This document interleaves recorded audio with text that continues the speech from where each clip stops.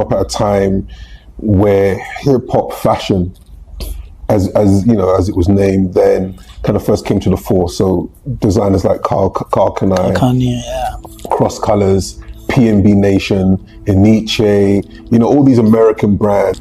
Going back to the big brands I've worked in, half of our research was understanding culture, shifting culture, because we're designing for the future. Richard Rich Black Mkoloma, raised in London between church suits, track spikes, and street corners. He learned early that identity isn't singular, and neither is style. Trained in tailoring, sharpened in denim, battle-tested in global sportswear. I was at Puma for a number of years, and I had a lot of fun because I was able to execute on my ideas because there was a big machine behind me. Richard has worked inside the system long enough to question it. He is a fashion designer, educator, creative polymath, and music collaborator. He is here to discuss accountability in leadership, why fast fashion is coming for African heritage. I think protect what we have, our legacy. You don't go to Italy and demand the finest Italian craftsmanship at a cheap price, but people come here and do it. What's the hardest truth that you've had to tell a young designer?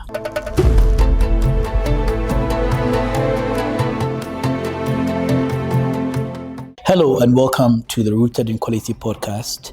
Today we're sitting with Richard Rich Black Mkoloma, a fashion strategist and educator, and someone who is passionate about what fashion can become on this continent.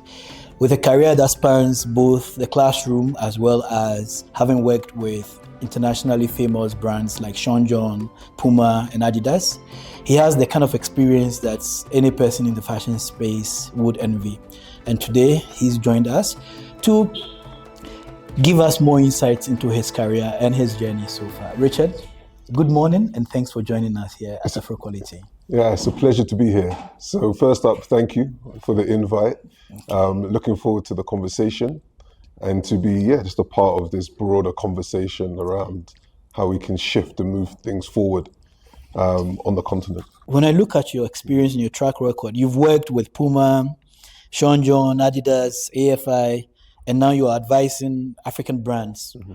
When you look at your career, do you see a straight line, or do you see like a series of accidents that got you to build the kind of track record that you have?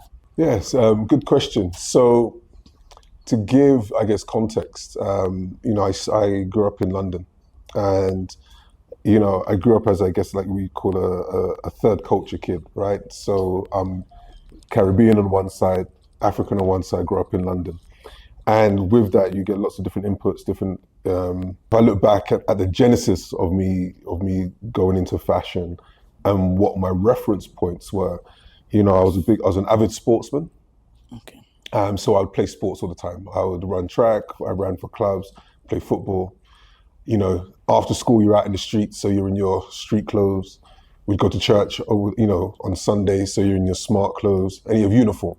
So I've always had this fascination with how I blend and mix my aesthetic, my identities, because I'm traveling through these different spaces, wearing very different types of attire, right? And so a lot of this informed my approach. So at university, I studied fashion and I specialized in tailoring, but my tailoring incorporated ideas from sportswear in terms of fabrications and cut lines and approach to ergonomics. My tailoring also incorporated ideas from denim, shape, cut, fit. So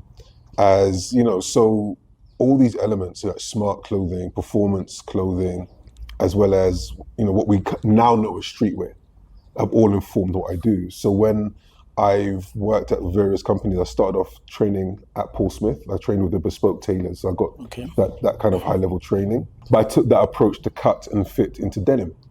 Okay. When I worked on denim, as well as incorporating sportswear elements. So I was always into aesthetic fusion.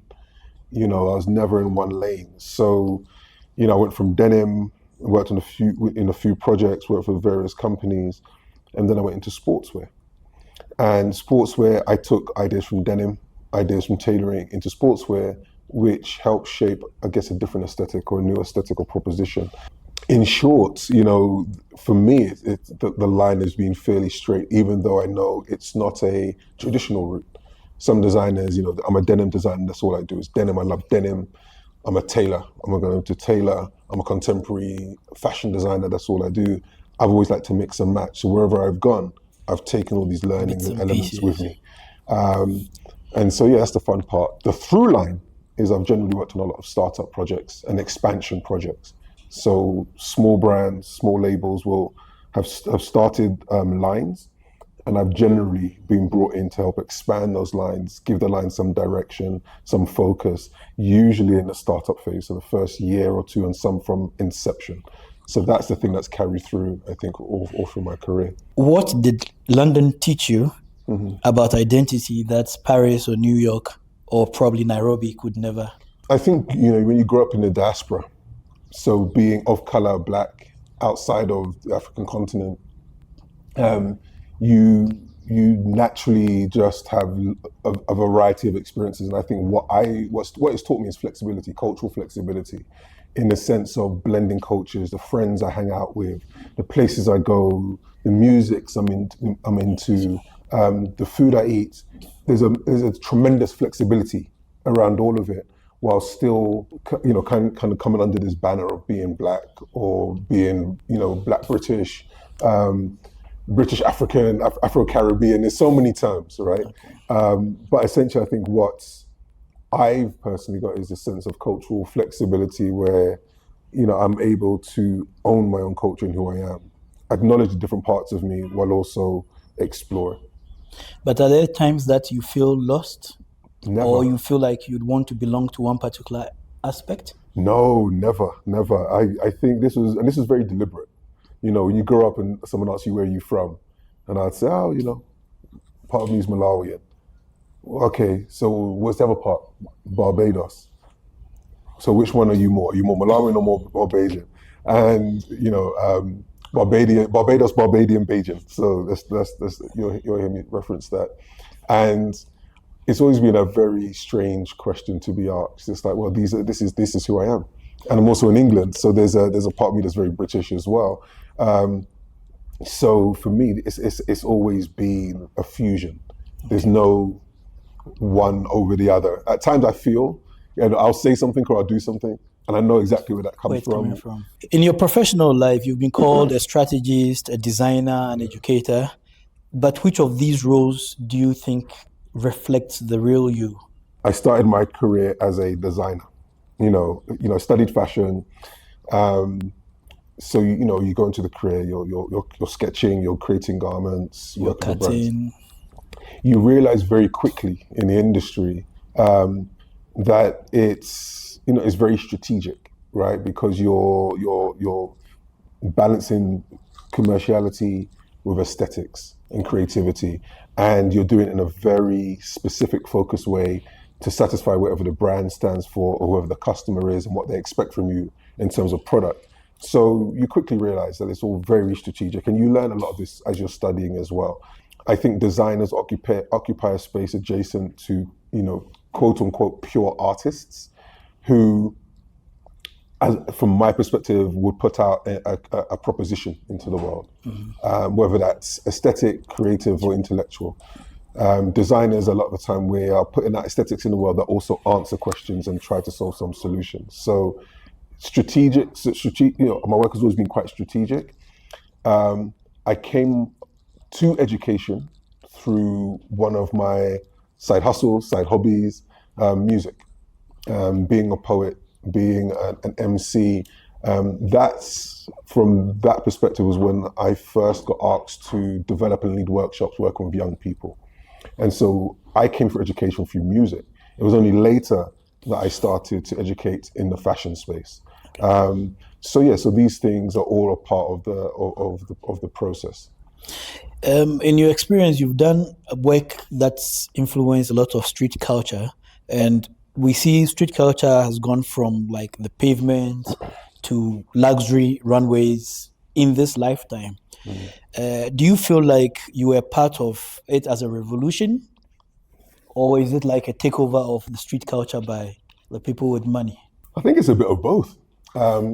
I was lucky enough. I'm a big hip hop fan. I'm a hip hop kid. A lot of my work would reference hip hop culture in some shape or form, or even just down to attitude. And what's interesting was, I was lucky enough to kind of come up at a time where hip hop fashion, as it was named then, kind of first came to the fore. So designers like Carl Kanai, Kanye, yeah. Cross Colors, PNB Nation, Eniche, all these American brands that were Echo, yes, Morris Malone. These were all like influences for me because I saw people who looked like me reflected. I understood the energy, the attitude, the struggles, the joy, and the aesthetic. And these were people from the culture creating their own presence, right? Their own brands, businesses that reflected them. And I was lucky enough, once I'd started my career, to work for a streetwear brand in Sean John. So someone, an icon that was very central to the culture at the time, who created a collection in amongst his peers and his contemporaries that reflected his point of view on the lifestyle. So we were commercializing culture. We were also, kind of stamping our place within contemporary mainstream society. And so you've seen both. You've seen street culture be influenced by fashion and take all the bits of fashion that weren't initially for it and create their own space, their own lane. And then, so it's almost like a remixing of culture. Okay. We even growing up, we would take regular jeans and we'd oversize them. We would pin roll them. We'd have all these different ways to kind of make them our own. And then seeing designers do the same thing from scratch. You see there's this crossover where culture informs wider society or corporate space. Corporate space then gets on board and in some instances co-opts it, some instances informed by it. So this is the eternal question, like where's the line? I remember there was a time when I think there was a big news about PDD. At the time it was Sean Puffy Combs. Yeah. And I think there was a collaboration where there was a special Lincoln Navigator that was like Sean John Lincoln version. Yeah. And in my mind, I'm like, were those probably the early days where the street culture and the street fashion was gradually beginning to cross over into mainstream for like a big brand like Lincoln to put out a brand that was somewhat very high-end, premium, but for the streets. This was a time when I think there was a lot of tension around these conversations where, what was the line between corporate intent and culture? And there was always tension. I remember there was a KRS-One ad, he did something for Nike, I believe it was, and there was tension. There was Sprite, we're working with rappers. There was tension where were rappers selling out or were they expanding culture? And now we've seen this conversation doesn't exist as much. It's normalized now that you actually will begin to think that it's always been like this. Yeah. But whilst you're talking, it just crossed my mind that there was a time when the street culture and the creative space were not really mainstream corporate at all. And it's that space of we want to blow up, but we don't want to go pop, right? Yeah. We want to cross over without losing ourselves, losing our authenticity. We want to show the world what we have to offer, who we are, and we want them to buy into it. But the question is always going to be is when is too far, too far? But I think what you see now, which is interesting, you see kids, or you see leaders of companies and organizations who grew up on various cultures. And if we're talking about hip hop in this instance, hip hop culture, who are now leading high-end luxury brands. They're head designers, they're artistic directors, they're creative directors, and it's their vision that is now informing what these quite conservative, kind of staid luxury brands, were about and what they stood for. And it's changing both from being influenced from what's happening on the street, but also what's happening inside, and people, designers and creatives who are informed by hip hop culture or street culture or skateboarding, who are saying, no, this is what I want to put forward. So now that question's even, that space is even more blurred. And when you look at it, Virgil was like a fashion person, like he was in the space, like hands-on in the industry. And Pharrell is like a music icon, very little known about him in terms of the fashion space and what he's built in that space. But then now he goes to occupy such a space in LVMH as a creative director. Is it just to represent the culture, but not so much about the craft? And does that not represent some form of appropriation, or, I don't know, like it's playing to the streets from a very commercial point of view, but not really where you can see the person hands-on be able to actually drive the creative agenda in LVMH? What's interesting, I think, to give Pharrell his credit, like he's had his own clothing line for a very long time, right? Ice Cream, Billionaires Boys Club, he's been a part of street fashion at a high level for over a decade, right? So he comes into it, I think, with credentials. He's more importantly, what he became was a cultural player. And I think this is where you're seeing the shift with luxury brands, not just wanting to have designers as head designers. And there's lots of contestation in industry because designers who have grinded, they've worked their way up, and now they're seeing these top positions being held by people who didn't train purely as designers. But Pharrell's had his own clothing company for a while, very successful, very influential. So he has credibility coming into it, maybe not in the high-end fashion space, but the high-end streetwear space, most certainly. But what you're seeing is brands leaning in, as they try to extend their legacy, leaning into culture. I think Virgil was a big cultural conversation, because he came from architecture, I believe, and he came from working with Kanye and working as his art director, creative director, into launching his own smaller labels, Pirates Vision, Off-White, and then going into LVMH. And I think what's interesting, they're having broader conversations that extend or transcend just pure design. And I say this as a designer, so I understand what they're doing, why they're doing it. Am I skeptical? I think, the proof's going to be in the pudding. It's on the work that comes out. And I think as long as there's space for design teams to protect this, work on their craft and present that, there shouldn't be much of a problem, but we'll see. I've worked with a few different companies, and the first thing that you realize going in is you're a part of a team. You have your leadership, your senior leadership members, your creative directors, your design directors. Then you have designers that work on different aspects of collections, sometimes whole collections or whole capsules.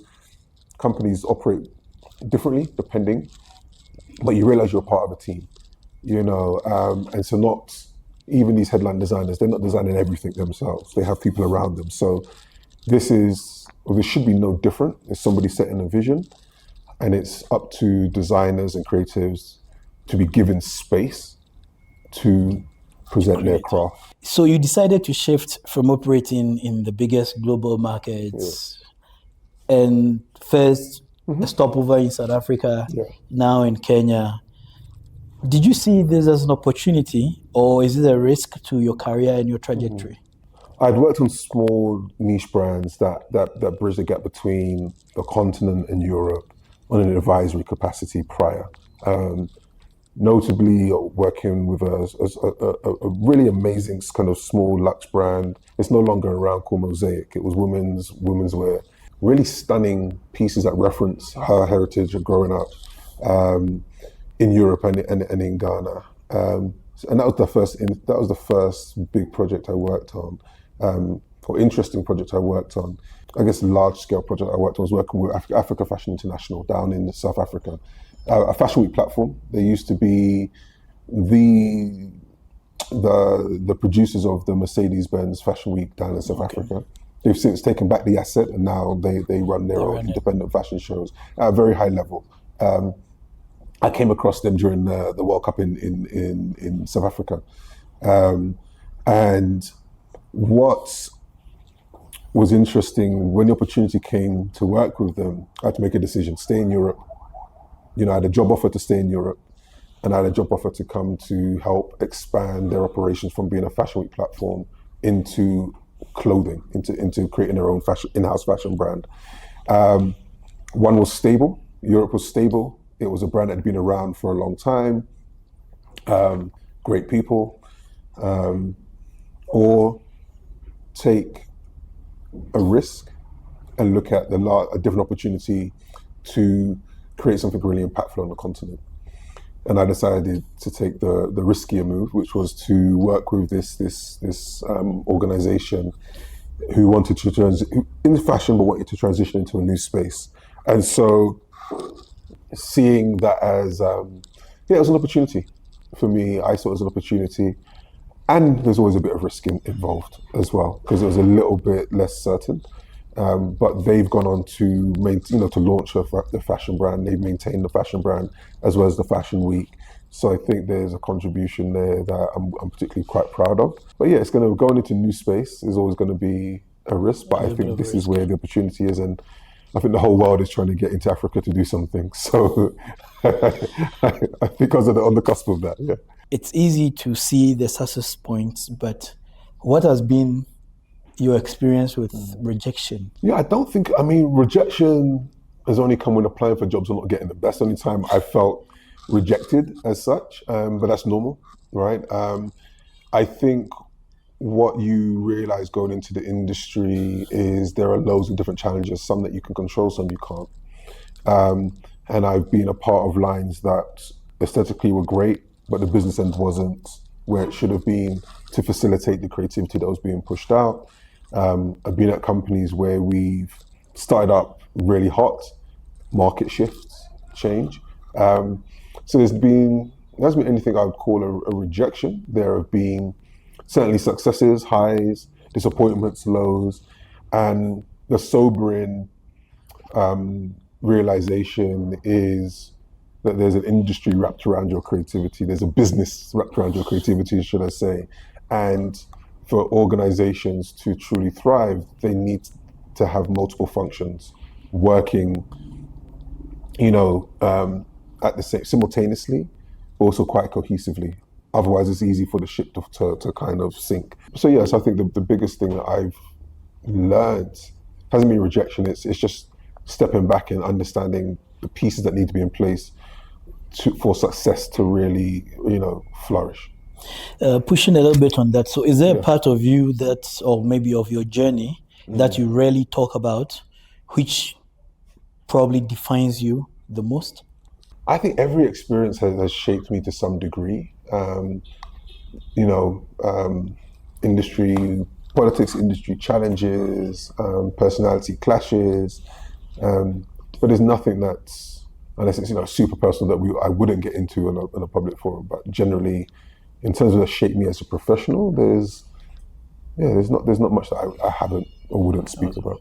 Now, when you walk through all the big global fashion houses that you worked in, did you ever feel like a contributor or a cultural interpreter, or was there like the need to borrow from somebody like you because you have actually been a craftsman before coming into the big fashion corporate space? Yeah, I think it's been it's both things. I think as I started off, as most of us do, going through fashion college, designing, creating your own pieces, in the studio a lot. And I think with every job I've had, you realize again, it's the idea of team. It's you go into a job and you're not given a pair of shears and said, okay, go cut the fabric. Your job is to help shape the direction, design the product, work with those in the studio, the people crafting the actual product.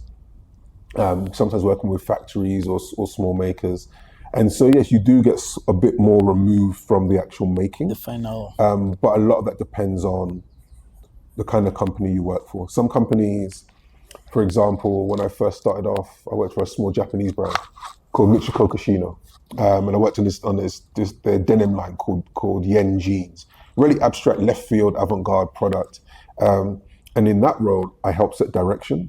I worked directly with the founder on the creative direction.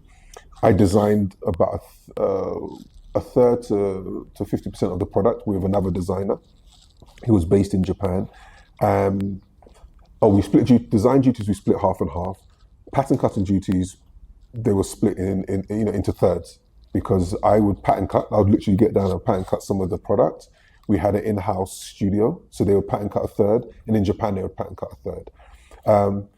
In other companies, I wouldn't pattern cut as much, but I would take that experience to communicate to the factories of how things should be cut, how they should be fit. So relaying that experience, and as you kind of get into bigger organizations, you do get a little bit further removed from the making.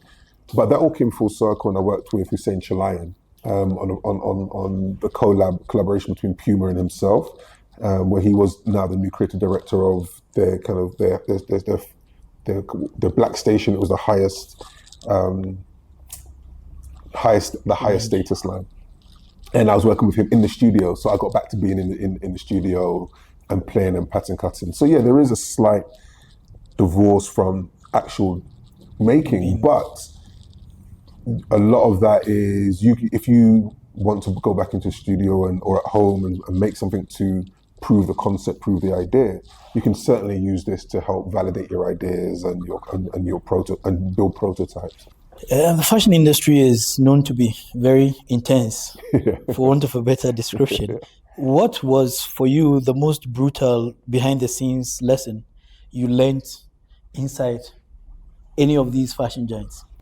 So working at Sean John at the time when they were at their peak, they were one of the biggest clothing labels in America at the time. And I was working on this small niche label. And I remember my first presentation for my first ever collection that I presented to Puffy, and he didn't like it. And the question was, where do you get this direction from? This wasn't what we were about. And this was, I worked under a creative director, a design director, and we had gone back and forth about where we should take this line. And, the decision was made to take it in a certain direction, which of course you follow. And I did this, presented to Puffy. It wasn't what he wanted. And he was very clear. And the brutal but fair lesson was this, and I remember this quote, this isn't your fault, but it is your problem. Okay. Right? It was something that my responsibility as the lead on this line was to fix the problem, which was what I did. I went back to the lab, brutal hours to fix this issue, redesigning the collection, recreating it, going almost, tearing it all up and starting again, but presenting something that when he saw it, he loved it.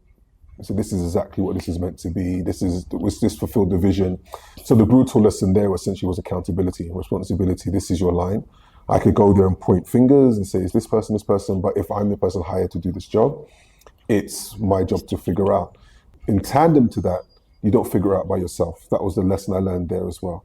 I still had to bring in teammates.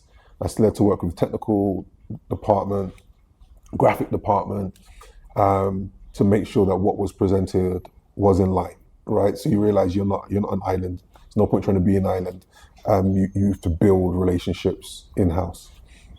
It's not your fault, but it's your problem. When you were starting off, you said there's quite a number of brutal Yeah. Is there a second one you can say? Second one, okay. I think institutionally, I won't name the brand, but I did work for a brand where I realized, and I've always realized the problems always start at the top, and you can have people in the middle who have their issues, their challenges, and a particular individual who was managing me had a problem with me. I started before this person. They came in.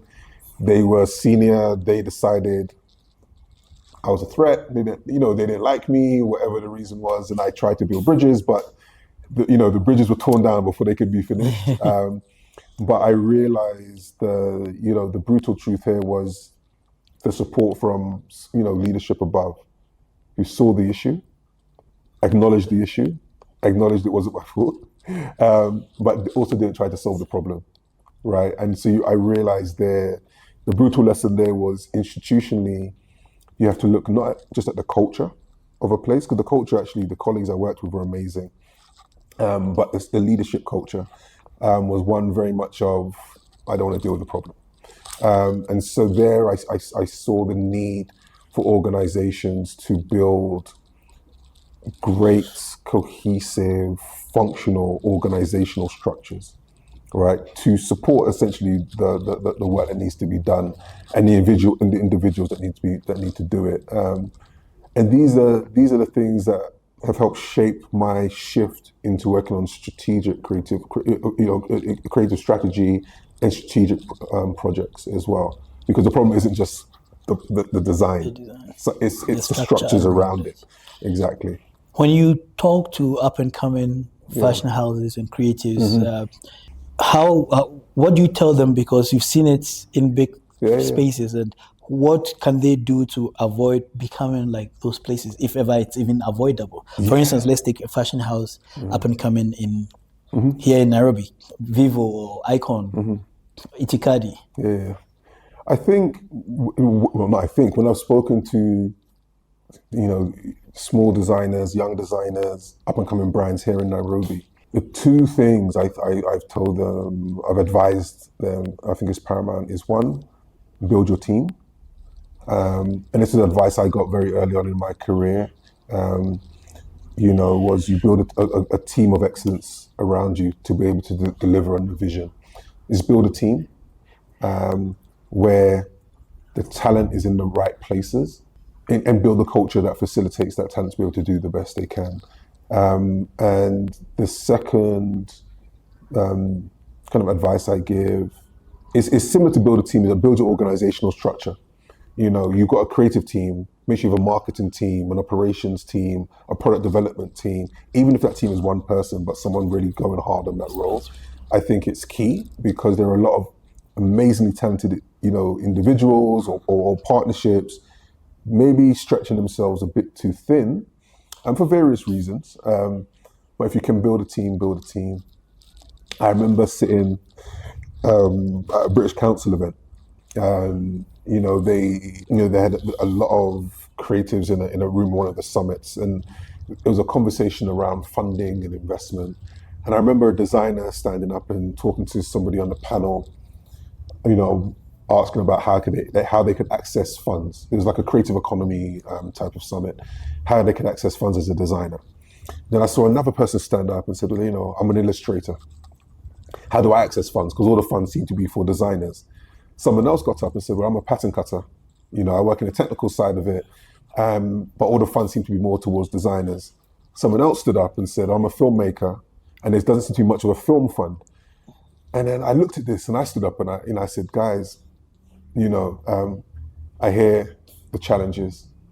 And if I could just lend some of my experience, working with great teams, that was where the success came from. They were teams. And I see somebody does film.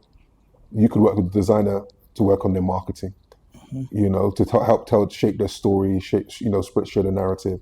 I see a technical person who could help the designer realize their vision through excellent product using your skills. And I can see an illustrator could also help to visualize what's happening. If you all work together, you have a great team that could, build something really special. Yeah. The funding. And the funders will probably look at you really favorably, because you're approaching them as a team, as an with good organizational input structure. So this is generally being my advice, and also build an ecosystem, which is really counterintuitive, because I'll say one designer to their competing designer is you probably need each other.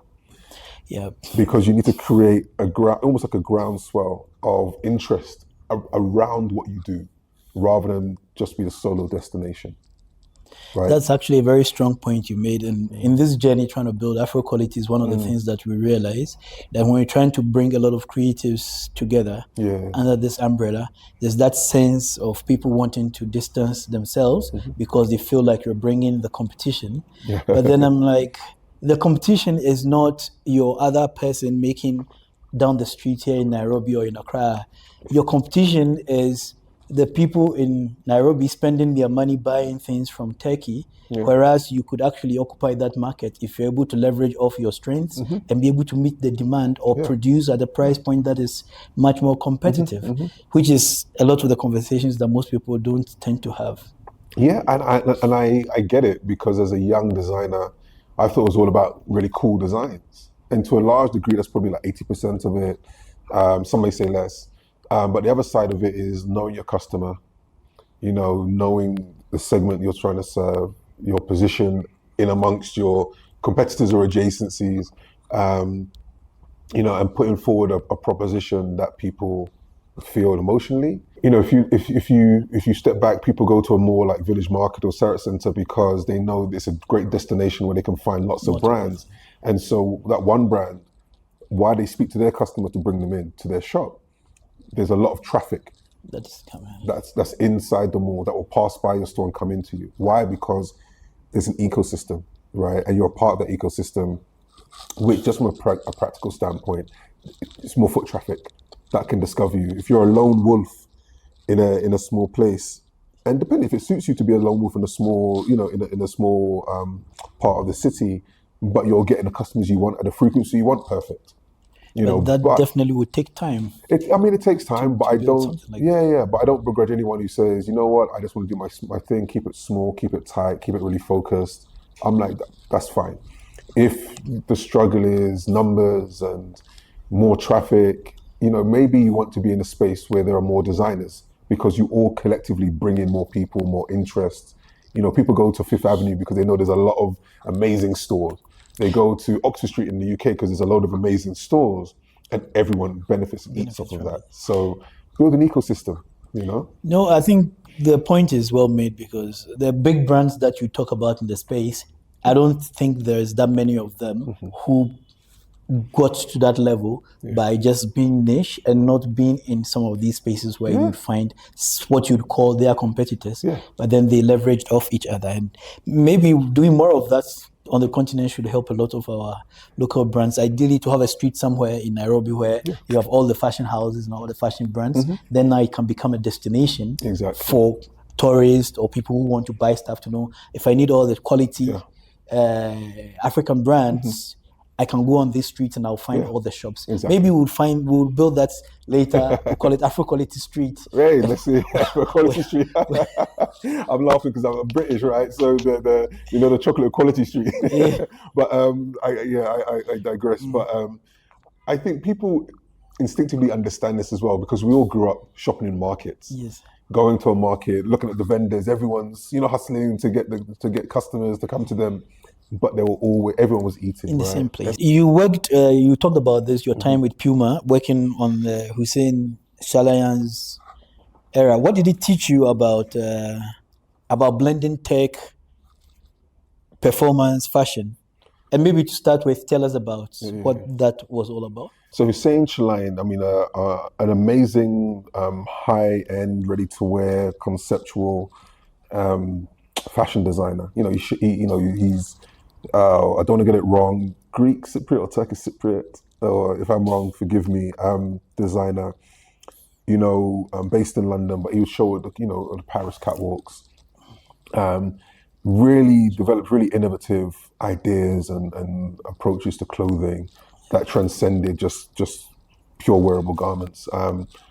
He joined Puma as their creative director for their high-end offering. And one of the lines that he looked after was called Urban Mobility, and it was this blend of, it was essentially where the street meets fashion meets sportswear. Quite fresh at the time. I think more people have leaned into this space of this fusion. But yeah, so he joined. I'd already worked on a previous iteration of this line, and I was one of the members that he moved over to his team to help develop this new offering, which was better fabrics, better quality, more premium, much more conceptual. We made modular garments. We made garments that were transformable. So parka jackets that turn into sleeping bags, and jackets that had extra pockets that you couldn't see. I mean, really, kind of next level stuff. This was a full circle moment for me. Because remember I said I started off at Mitch Kokashino, the denim brand, where we were doing really avant-garde denim, also modular, also transformable. And that's where I think we were just going crazy. We were like crazy designers. And if I look back at it, there are always things as a designer you kind of cringe at, I could have done this better, but you know what you know at the time. So this was a moment to almost have a very similar approach in terms of blending commercial fashion with super high conceptual garments under this big brand umbrella. And how do you balance being super conceptual and commercial at the same time? And so it was a great full circle moment for me, and a really big learning. But it goes back to this idea of fusion. I could blend tailoring, I could blend streetwear, I could blend sportswear in a line that said, this is exactly what we want to do. So for me, it was a full circle moment. And it also, I think, in some way kind of justified those early experiments I had when I was younger, that this is where I always thought menswear would go, particularly, that you would see this fusion, because I was a walking fusion myself, street kid who would wear baggy trousers with a blazer and a shirt, thinking we were cool. And now you see the industry almost doing the same thing. And this was a full circle, almost validation for me at that point. You talked about some of the projects that you worked on. Looking back, they make sense, but at the points, a bit off the beaten path. Which projects felt like the first time you really left an indelible footprint when it comes to the global fashion industry? Ironically, it was the line that when I was approached to work on it, I said no. I think I've said no originally twice in my career. The first one, ironically, was working for Sean John, and I'd gone from a hip hop kid, grew up in hip hop fashion, knew it inside out. So growing up in the UK, hip hop kid, growing up on street fashion, knowing it inside out, and being asked to work on a hip hop fashion line in New York. I was based in London at the time, and my first response was, nah, it's not me. The reason being, I had studied as a tailor, and I'd brought streetwear into tailoring. And so this was the thing I felt I wanted to explore.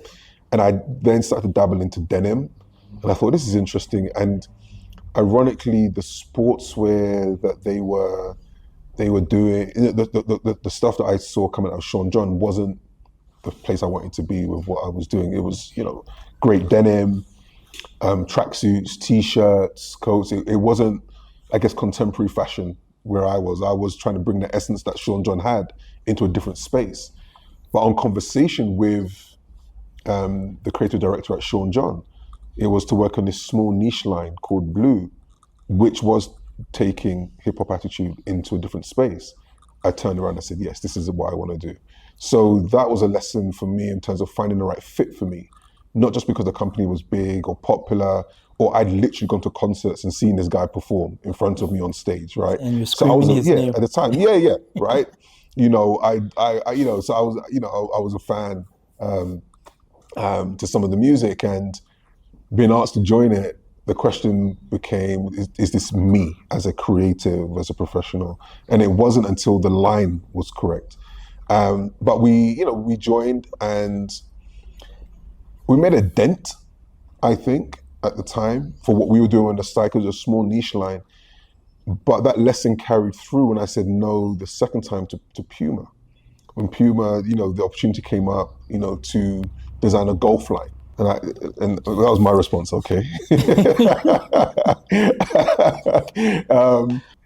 For me, I was so far removed from golf. Like, I'd been to a driving range, with my girlfriend at the time, and we'd hit golf balls on a driving range for fun, but I had no interest in golf. Again, I spoke to the design directors, and they said, you know what, we're trying to build this line that, and their mission, these are two European white guys, said, look, at this time, the brand's viewpoint is that golf is too white, too male, into kind of middle upper class. It's not inclusive, it's not dynamic, it doesn't even fit with our ethos as a brand. But we think there's a space there for us to go into this space and to shake up the golf industry by offering product that is more inclusive aesthetically. So it's a bit informed by fashion, where golf wasn't at the time.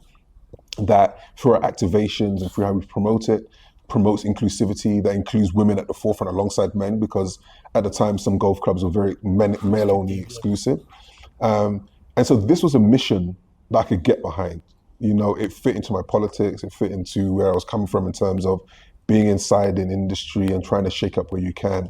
And we managed to launch the golf line. Well, the golf line was launched just before I came, and I came in and I expanded it, helped shape the identity, the aesthetic of it with the team. And we managed to shake up the industry. I think this is one project I can look back on and without any shadow of a doubt say we helped change how golf was approached from an aesthetic standpoint, how sports brands could play in this space, how you could approach marketing, how you could be more dynamic, more inclusive. I think, and you know, and this was a line that, you know, when I left the business, multiple millions of dollars it was worth at the time. So yeah, we helped shake up the industry. So I think this is something that I can look back on and go, without any shadow of a doubt, like we went in and we shook things up and made a difference. Now, when such traditional state institutions get shaken up, there's that thin or fine line of some sort of hijacking of street culture. Yeah. Do you ever think about that? All the time, because it's, you know, I'm old school enough to know those raw conversations of, are these corporate companies coming in to co-opt our culture, co-opt who we are? And there's always, it's a continual struggle. I think what was fun at Puma was they weren't trying to be, it wasn't a streetwear golf brand by a corporate sports company, for argument's sake. For Puma, or brands like Puma who had been adopted by black culture, let's say, in terms of the sneakers or trainers. I'm from the UK, everyone in the UK, forgive me. Trainers, you know, we wore Pumas, we wore Nike. We called it Nike when I was young, it's Nike. Adidas. You know, these were brands that were adopted by street culture. Polo, Ralph Lauren, adopted by street culture. And we subverted the meaning of a lot of these brands and a lot of the footwear. And so in that, there was always this tense alliance, so to speak. And I don't think in any of my roles I felt compromised. When I was at Adidas, I worked at Adidas Originals, which is their kind of streetwear, urban culture focused line. But there, what's interesting is the development, you know, the way we worked essentially was to see how we could fit into the cultures at the time. And I felt, while there's always question marks, I guess, about the hierarchy of the line and where people are from and who's informing these collections, I think us on the ground we're creating capsules and collections that felt as honest as possible to various aspects of urban culture, because we weren't just informed by black culture, we were informed by, I remember lines I worked on informed by Russian street culture, informed by South Korean street culture. And the challenge there, as always, is how do you create something informed by culture without appropriating it, without being offensive, by taking elements that there's shared synergy, as opposed to saying, okay, this is Chinese, let's get some Chinese silk and put it on a tracksuit and call it Chinese inspired, right? Okay. The work was always done to like take it a step further, develop it a bit more. And I think this rigor, I come from a generation where that rigor, you know, was inherent in our process. So while I don't think everyone's got it right all the time, I think there's a way to get it to be as good as possible, or as thoughtful as possible. Have you ever watched a trend come up within fashion or maybe even within the street culture that's been hijacked by luxury brands in the way that it becomes big with a luxury brand and nobody remembers that this actually originated from this street culture somewhere in, I don't know, Hackney or somewhere? I think with a lot of luxury brands, I remember Louis Vuitton got in trouble years back by co-opting the shuka, the Kenyan shuka, the plaid patterns the Maasai wore, and putting us on the catwalk without any recognition of where it came from, which I think is one of the first steps. Is this isn't just a nice pattern or idea, this came from somewhere. And I think there are way brands can acknowledge it in a way that is more respectful. There's been so many trends that have come and go. Some of them are short, where we know they came from the street and it gets propped up on the catwalk, referencing aspects of our culture. I don't know, I've gone blank, but there's been a few. There have been a few, and I think the challenge always is these brands, they have power. They have the media platforms, the Fashion Week platforms, the magazines, and the challenge is if you're going to borrow, be inspired by, lend from, steal from a culture or from a place, the industry still hasn't figured out what is the line of where you're supposed to, what line do you draw, where and how do you give credit. If you've taken an idea from here, but you've fused it with an idea from here, and then you've got this other new idea and you pull it all together and there's something new, but it's being informed by these places, when does it become appropriation versus not? And this has been a big challenge that some brands have done it sensitively, other brands have not. And when they haven't, I think they're right. It's right they get called out. It's right they get challenged and get told to do better. It's interesting. I'd seen something on social media a while back. I think it was Versace with the logo, and there were pictures of some village in Cameroon, which were like taken years ago, and they had those signs on the walls, and there were people making a lot of noise that, look, these are all things that point back to some sort of cultural appropriation. I've seen like slippers designed like traditional, what you call in Ghana, the ahenema. We have those brands here in Africa Quality, the Tokota, you see them on big fashion brand websites, and there's no recognition that this actually originated from the Akan Kingdom or something like that. It's real. It's real. No, it is. I think Adidas got in trouble a while back. I think it was a collab with one of, I forget his name. I think is he a Mexican designer? Is it William Chavarria? I'm bad with names. But they, he took a sandal, a slipper, that was native to where he was from. And from his perspective, I think he said this is an homage to that slipper, and they attached like a sportswear sole to it. But there's a lot of pushback because I think the bigger impact, there's a lot of pushback from the communities. I think Adidas pulled the line, the slipper, if I'm correct. There was a lot of pushback, and they rightfully pulled it back because there's an economic impact to this as well. If you start to flood a market with your appropriated designs, you could be taking people out of decades worth of legacy jobs and careers and heritage, and really affecting local markets. And I think this is where, for me, I think from a brand standpoint, or from a designer standpoint, generally everything, this to be controversial, is fair game, as long as you push it forward far enough from its original source, so someone can see it and go, okay, this is being inspired by, but it's not a copy. You haven't just stolen this idea. You've changed it significantly enough for it to become something new, right? I come from hip hop culture. We would take old records, remix them. We would reshape it. So you hear the original, you can hear the original in it, but the end product is something that's quite different. And that's always been a point of contest, right? Like how far do you go? And I think, I think we have to have more honest conversations with ourselves in the fashion industry about that space between inspiration and copying and where you fall on that. And also you can't take away the power dynamic, right?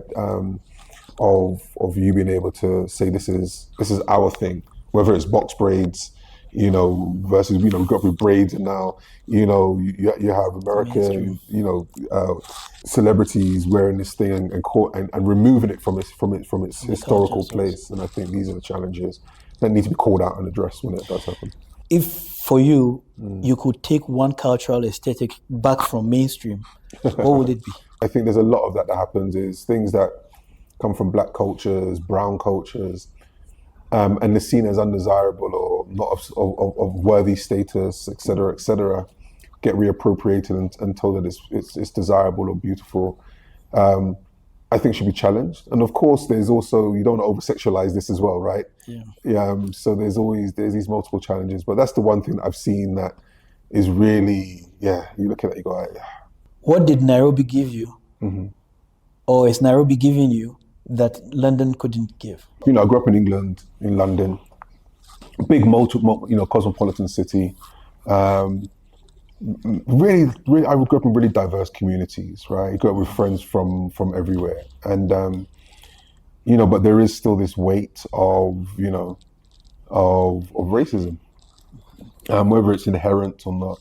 And I think Nairobi, being in a place that is majority black, majority African, but also in a place that is also very international and very diverse.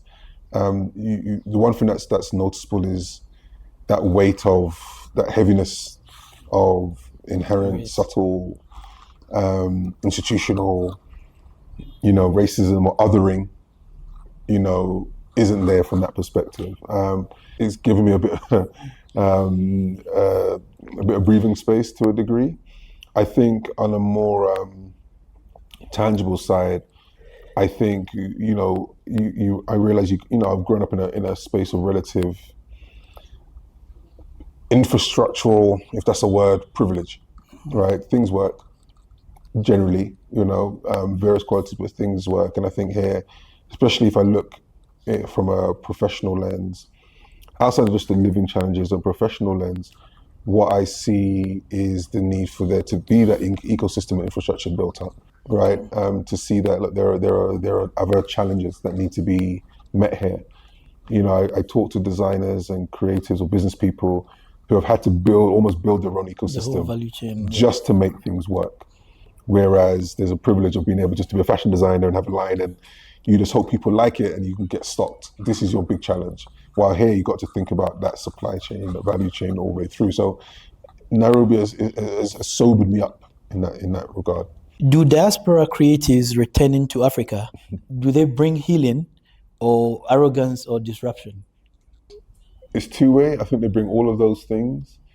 I think they also bring maybe perspective, different experiences. And at the same token, I think it can be met with suspicion, sometimes resistance. And I get it because you grew up as, someone of the diaspora, of a black man in the UK.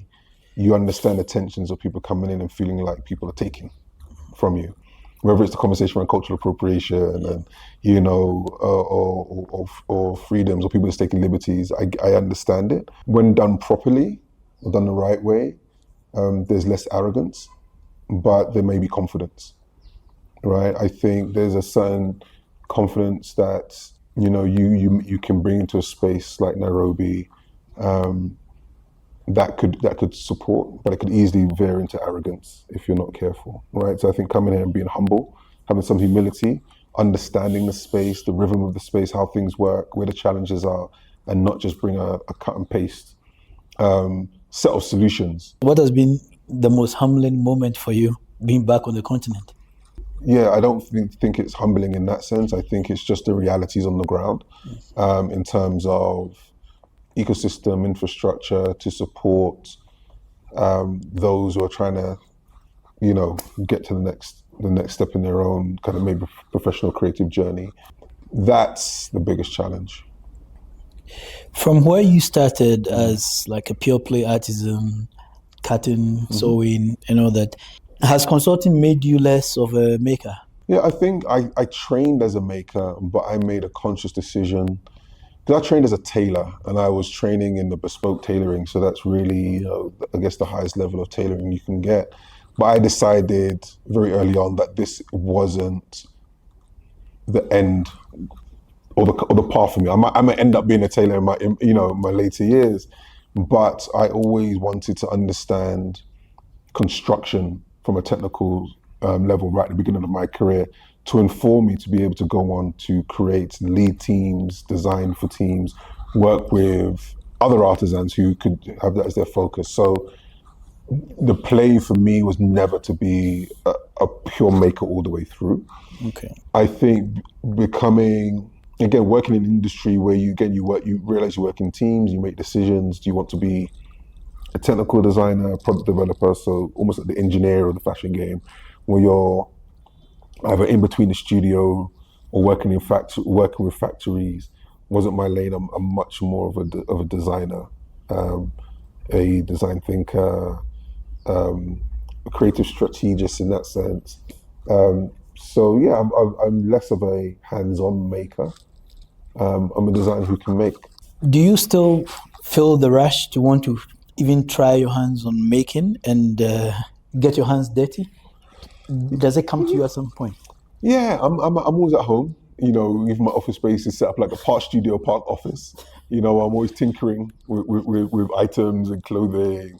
I'm always, you know, sketching, being creative, but I still feel the urge to create things. And I think what's shifted in me is that it's almost again, it's to be here on the continent and design and have someone make it is fairly straightforward. But I think the challenges are a little bit deeper. And so a lot of my interest coming here has shifted slightly from being just, I just want to make stuff, to if I want to make stuff at the level that I know things can be made at, I might need to put some legwork in helping build some of the infrastructure. What is required to make that to build it? Yeah.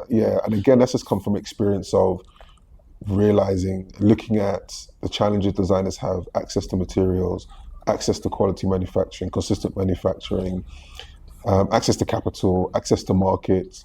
These are the challenges that if I can help kind of solve some of these things, then making becomes, I'm making to the level that I know the creatives can here and myself, I can reach, but you're gonna have to build as well. But do you think that strategists command the respect or even the recognition in the space on the continent, especially when you see the level of suspicion that the creators or the makers have of strategists?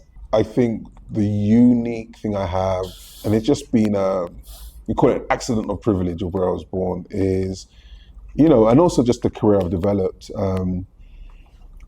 is I have, you know, people like myself have perspective and experience and exposure to maybe best practice from other places, as well as if you do your research on the continent, you can see best practice here as well, and exposure to how things are done in some of these markets that people want to get into. And so in that sense, if a strategist or a consultant can bring tangible value to whoever they're engaging with, by means of experience or exposure or perspective, that help enhance whatever that creative, in the lane that I work in, is doing, then the respect should come. And if it doesn't, if the work's good, the work's good. Like I was at Puma for a number of years and I had a lot of fun because I was able to execute on my ideas because there was a big machine behind me. Right, so we could use the best technology, the best techniques, we could really prototype things, and that's a privilege to be in that space. But you realize, even at a low level, it's just about having the right team. As long as you can find a way for that to sustain you, even if you decide, I just want a humble life. For me, that's fine, as long as it makes you happy. But I think it's understanding. What is it you want? What is it you do? How do you make the two things connect as best as possible? I remember I've had a conversation once with a gentleman, and his point of view was the music space was always there. The only reason why it was able to take off and today get global is that the strategist came on the table and understood how to apply it. And of course, timing was relevant, but then there was a science behind the kind of music that was being made, how they were structuring the music, how they were marketing it. So the view was, if we are to see that replicated in the fashion industry or any other space on the continent, it's not going to be an accident. And it's also not going to be that because Afrobeats has done it, so African fashion can do it by accident. right. There has to be that structure and that strategy behind it. And from what you are saying, I can actually see that point just plays back in my head. Yeah, I think we should all take a step back. Designers, creatives, strategists, operators, marketers, I think we want to take a step back. I think, it takes a well-oiled machine to make these things blow up on these It takes big a scales. village. It does take a village, right? And it's even Afrobeats, it gained the contemporary popularity it did in the UK. I remember being there, this just blew up. And in the States it blew up. Why? Because you have to go back maybe a generation and see the parents that came over and brought Afrobeat, brought Afrobeat to the UK or to Europe, let's say. And then their kids grew up listening to Afrobeat, listening to hip hop, listening to R&B, listening to house. And then once this new sound that kind of blends all of these things starts to emerge, it's the young people that relate to it, that take it up and go, I'm going to add some raps onto this, I'm going to add some singing onto this. And if you listen to the music, it takes elements of the previous generation's music and culture, fused with their own identity. And then these are the kids that, I look at my generation, slightly older, we're not going out to the clubs every week, every month, putting money into promoters' hands, into artists' hands on that level, but young people are. They're going out and they're creating their own subculture. And it's those subcultures that started to gain a lot of traction, that started to cross borders, and that's essentially what blew up. So it was a mix of understanding, and I think a mix of understanding legacy, history, generations, right time, right place, young people, independent artists making music, pirate radio culture, underground radio culture, all these things that contributed to this. And it's maybe the strategists or the marketers were there at the right time, but it's also understanding these shifts in culture. And I think going back to the big brands I've worked in, half of our research was understanding culture, shifting culture, because we're designing for the future. We're designing for a product that's not going to hit the market for another 12 to 18 months. So we weren't thinking about what's happening now. We were always thinking about what's going to happen, what do we think is going to inform that, and how can we be there at the right place. And these companies do it well enough for them to be consistently selling in the millions or sometimes billions for product that's being made now, that's not going to reach us for another year, and it always seems to feel right. So I think we all take a little bit of maybe too much credit. Oh, it's my great design.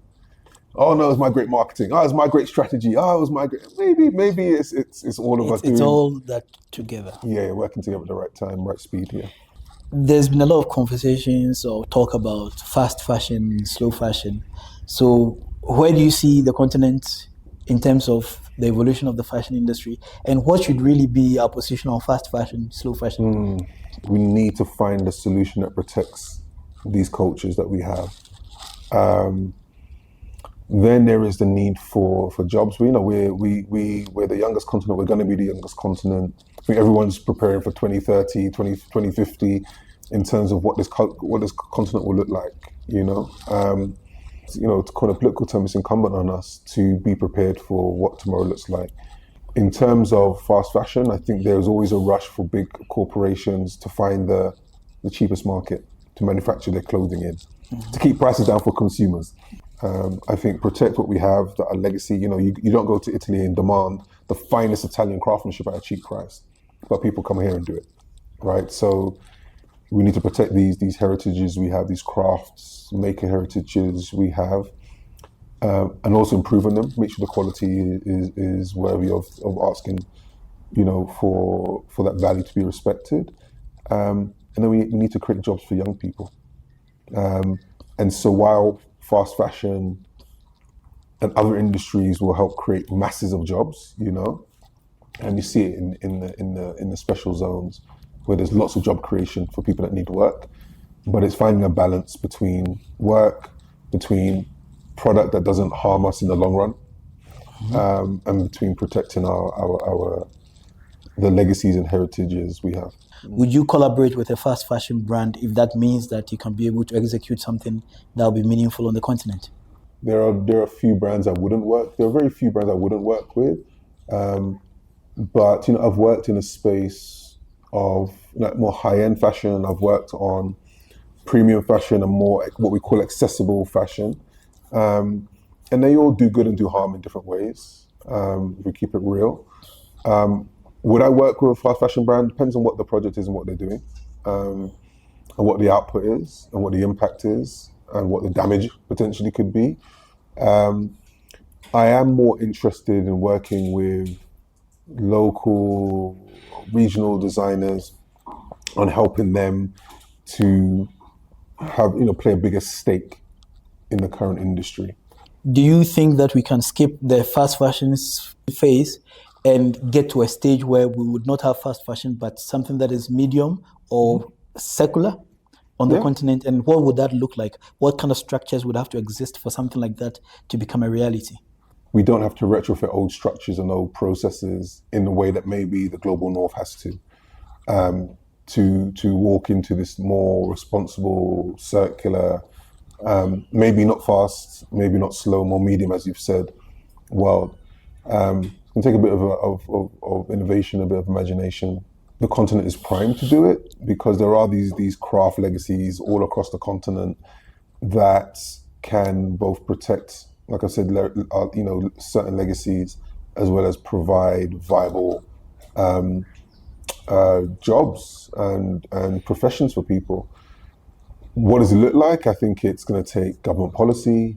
It's going to take the industry. It's going to take local makers, entrepreneurs, young people, educators.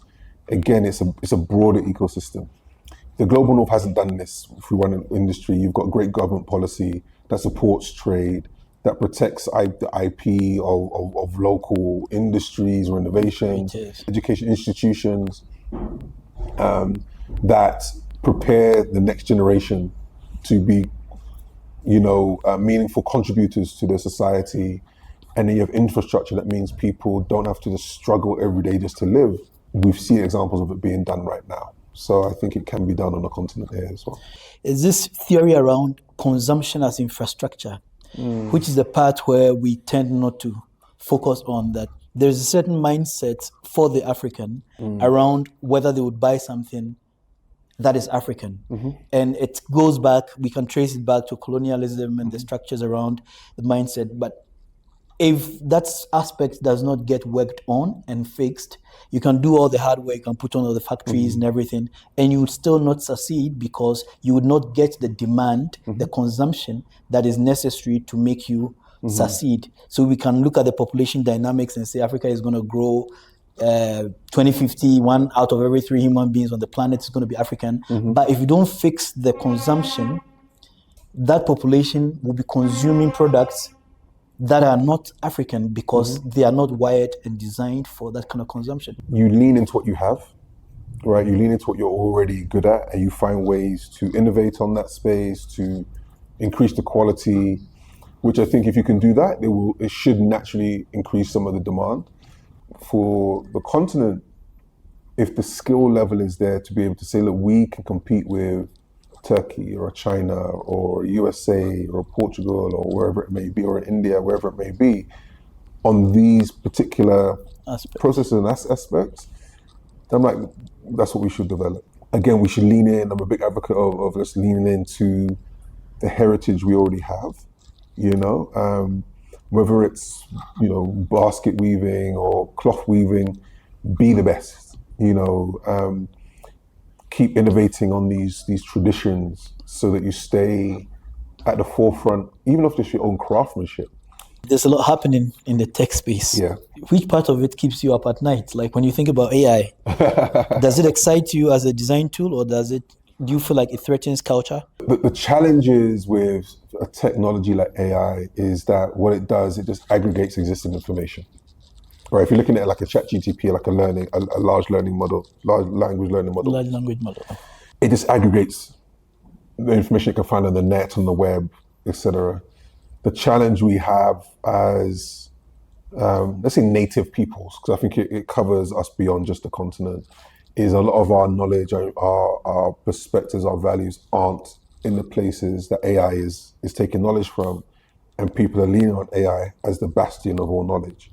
And so the challenge we have is a question which some people say we shouldn't be a part of this quite narrow, Viewpoint. increasingly domineering technology, and others say we need to have our knowledge on the internet in places as well, even just languages, so that what it builds is something that looks like us and reflects us.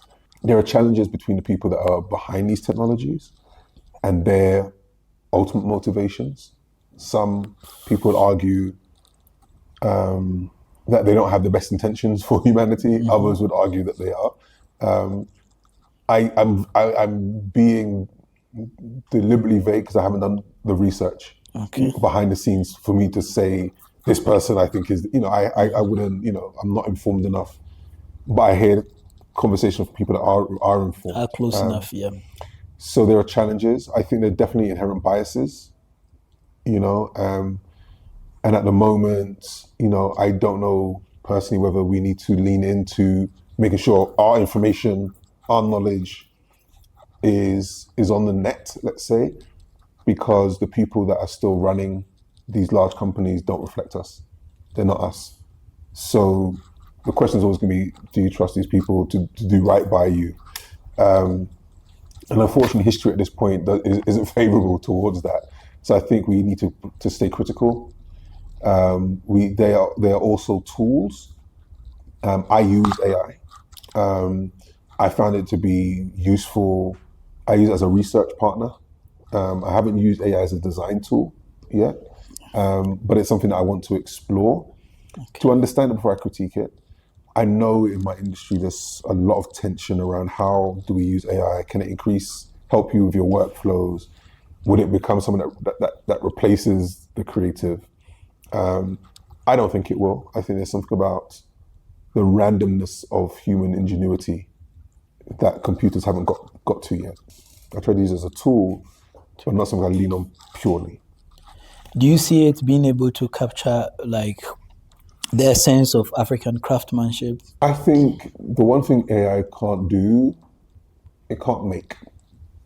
It can design. It can't make yet. It can't make yet. We've got automation, which we've seen it as replace industries and creating new ones, but yeah, it can't make it yet. But I think there's always going to be a space. Humans we're very reactionary. I remember that when the death of vinyl was heralded, and now vinyl is being back for a while, right? Because I think there's something about us that still want things that are tangible.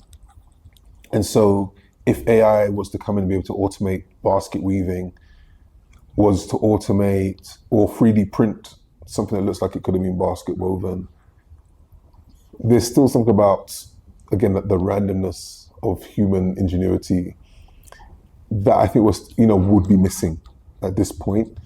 And again, it's, there's still some things it can't do. So I think our generation is protected, maybe the next couple of generations are protected. Beyond that, I don't know. And I'm a big sci-fi geek, right? I watch the Star Treks, and if I look at where AI could go, which I think is probably the scariest thing for us now in the way we think, is so forgive me, people, I'm going on a tangent here. Mm-hmm. If you look at Star Trek, they have the replicators, where you just ask the computer for something, cup of tea, and it just magics a cup of tea for you. It can magic a sculpture for you. Mm-hmm. That I think is for makers and creatives the scariest thing, because it devoids us of our talent. Craft. I think there's always going to be a space for people that can make, because people will want to know that, wow, you could have made this in 10 seconds through this machine that we have, but you spent 2 days making this thing. And there's an appreciation we still have of humans, of things that have taken time to be crafted and be made, and have a bit of that intangible human spirit, soul in it. And so I think there's always going to be a space. I think it's going to be rebalanced. I just hope that the industrialists, the government, the law policymakers ensure that there's still space, and the people as well. We advocate for ourselves, and we ensure that we vote for the people that ensure that our there's space interests. for humans to have something to do. Yeah, I think so. Or maybe we just all chill and we just play all day. Well, that's there's a school of thought that believes that maybe this is the point where we get to what we would want as paradise, where you don't have to do anything. Yeah. But I don't believe that any human being living a life where you don't have to do anything will find fulfillment. I agree. But maybe we've never lived that life before, so we don't know. Yeah. And maybe what we're looking for is spiritual transcendence. And we spend our time trying to connect with our higher selves, Who knows? What's the hardest truth that you've had to tell a young designer? Sometimes, and I was guilty of this. I'll design something and think, this is it. It can't change. And I would try to force this idea into reality, into being, even if the best thing for this idea to come into being was for it to shift and develop slightly, right? So I would, case in point, if I was to make I want to make a multi-layered shirt, I'm going back, and then people, then the questions are, does it fit right? Does it fall right? This thing won't quite work because the materials, there's a tension between it. But I'm adamant, this is the idea I want. And you fight for the idea, and the idea gets greenlit. And it gets produced, and you look at it and you go, oh, this doesn't quite work here. These things don't quite work. Because maybe at the time I didn't look at it as, here's a proposition. I want to make this multi-layered shirt, comes up with these different fabrics that generally shouldn't work, but I want to find a way to make it work. And see that whole process as, this is a starting point, and we're going to iterate, and we're going to prototype, and we're going to develop this thing until it gets to the best version of what it could be within the time span and budget we have. That's the hardest thing, I think, for a lot of early designers, is your ideas are just propositions, and you have to go through that process, knowing that it might make a few shifts and changes to make it work, versus to keep your idea as the idea it should be, and letting go and allowing other voices to give opinions, and for you to then go through that journey of making the best, taking the best and leaving, ideas that aren't working for you, to produce something that might not be the thing you started with, but is the thing it should be. Now, as a creative going on that journey, Yeah. there's a temptation, or there's a possibility of that you begin to doubt yourself or question, because you are trying to figure out what would make it work, or why is it not working the way you had thought it should. When did you last doubt yourself, your purpose, and how did you keep going? I think if you're doing it right, you're gonna be doubting. If you're doing it, so let me rephrase. If you're doing it right, and you have a high taste level, and you have a high need for good quality, that's process going to be challenging, because it's hard to make things well, that function as they should do, that look as you want them to look. So you're always, I don't think there's not been one project that I've gone through that I haven't felt that tension of a bit of doubt, a bit of frustration. Is this thing going to work? Because essentially you're bringing something new into the world and you don't know what it looks like yet. Yeah. You have an idea of it, you have a sketch of it, and as you go through it, sometimes you get lucky and you make it, it's exactly what you want. And I think experience helps, makes that journey shorter. But if you're on the innovative side of things, you're trying to innovate something new, there's going to be doubt. There's going to be frustration, because you're creating something that hasn't been done yet. If you're just moving the needle along, like, we love this shirt's our top seller, we just need to do it in a different fabric, different color, there's less doubt, there's less tension, because you're not moving the needle that far along. But I generally operate in a space where I'm trying to move the needle. So there's always a bit of doubt that creeps in, but that keeps you sharp. When you look at the space you're operating in right now, do you see yourself as a bridge builder, as a gatekeeper, or something else? I think the term I'm settling on now, I'm an expansionist. Did I just make up another? I might have made up another word today. Yeah. Because I enjoy the space. I've worked with a lot of startups. What I enjoy is someone that started up but need a bit of direction, a bit of focus. They want to expand it. And if I look back on my career, that's what I've been doing, and I've done that fairly successfully. And I enjoy that space of, we have this thing, and we want to get it over here. How do we get there? And I enjoy that space. It's like a jigsaw puzzle for me. It's like, okay, we need these pieces. We need to make this thing work. Even when I'm creating collections, in my head, there are always jigsaw puzzles that need to fit together because you're building a range of things that need to be cohesive, but also have their own identities. And I enjoy that process. And so I think, I'm here to help expand. And I think capacity building has always been an underpinning thing. It's what led me into education when I was, lecturing in universities and working with young people. And I'm a mentor. So capacity building and kind of expansionist. I think these are the things that I would say that's the space I operate in. If your students in London or your peers in Nairobi or in SA, they're to write a joint letter about you, what would you want that letter to say? It's less of what I want to say. As long as it's accurate, it's accurate. And if there's things I need to work on, I need to go away and work on it. I think it's funny, I reconnected with an old colleague just the other day, actually. We've been going back and forth on text. And I remember he said, this is a colleague of mine, I worked with him in Sean John years ago. And I think the one thing he said to me that I kind of nodded in the phone, yeah, that's kind of me. He goes, you know what? You're kind of serious. And I kind of had to nod. And ironically, maybe a month and a half ago, my daughter said something really similar. Daddy, you can be really serious sometimes, but you're kind of cool, you're kind of all right. And I kind of froze because I was like, wow. She almost echoed the same thing with a friend of mine. I said, I think that's what it is.